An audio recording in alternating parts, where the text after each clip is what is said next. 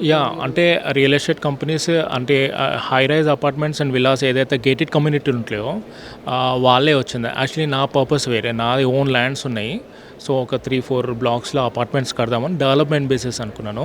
ఇట్లా development basis కావాలని వచ్చాను సికింద్రాబాద్ నుంచి. బట్ ఒకరిద్దరు ఉన్నారు రేర్లీ, వాళ్ళు కూడా నెక్స్ట్ మళ్ళీ మీరు 16th ఎడిషన్ పెట్టినప్పుడు మళ్ళీ వాళ్ళు అలాంటి వాళ్ళని కూడా మీరు కాన్సన్ట్రేట్ చేస్తే మాకు అంటే అంటే హై ప్రీమియం వాళ్ళు 20% ఉంటే 80% మన లాంటి వాళ్ళు అప్పర్ మిడిల్ క్లాస్ వాళ్ళు ఉంటారు కాబట్టి వాళ్ళకు కూడా గ్యాదరింగ్ ఎక్కువ ఉంటుంది, మీకు కూడా ఇన్పుట్స్ ఎక్కువ ఉంటుంది, మీకు కూడా ఫ్లో వాళ్ళు. ఇంకా రావాలి యాక్చువల్లీ చాలామందికి తెలియదు. ఇంకా ప్రమోషన్ గవర్నమెంట్ అనేది ఇంకా కరెక్ట్గా చేయాలి యాక్చువల్లీ. అది గవర్నమెంట్ ప్రమోషన్ ఇంకా సరిపోవట్లేదు యాక్చువల్లీ.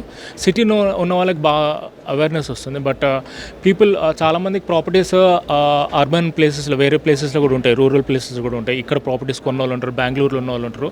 ఇప్పుడు వాళ్ళకందరూ తెలియాలంటే గవర్నమెంట్ యాడ్స్ కానీ ఎక్కువగానే ఇంకా కొద్దిగా ఎక్కువ ప్రమోషన్స్ ఉండాలి యాక్చువల్లీ. చాలామందికి ఆ అవేర్నెస్ లేదు. ఇక్కడ ఉన్న వాళ్ళకి రెగ్యులర్గా లోకల్ న్యూస్ పేపర్స్ ఎక్కువ వాడతారు. ఇక్కడ ఉన్న వాళ్ళు ఏంటంటే ఈనాడు అండ్ డీసీ వాడతారు, హిందీ అండ్ తెలుగు చూస్తే. అప్పుడు వాళ్ళకి ఏంటంటే వాళ్ళు లోకల్ ఇక్కడ ఉంటారు కాబట్టి వాళ్ళకి రీచ్ ఉంటుంది. ఆ పేపర్స్ మనకు వేరే రూరల్ ఏరియాస్కి వెళ్ళదు కాబట్టి ఈ అవేర్నెస్ లేదు. ఈ లోకల్లో ఉన్నది యాక్సెప్ట్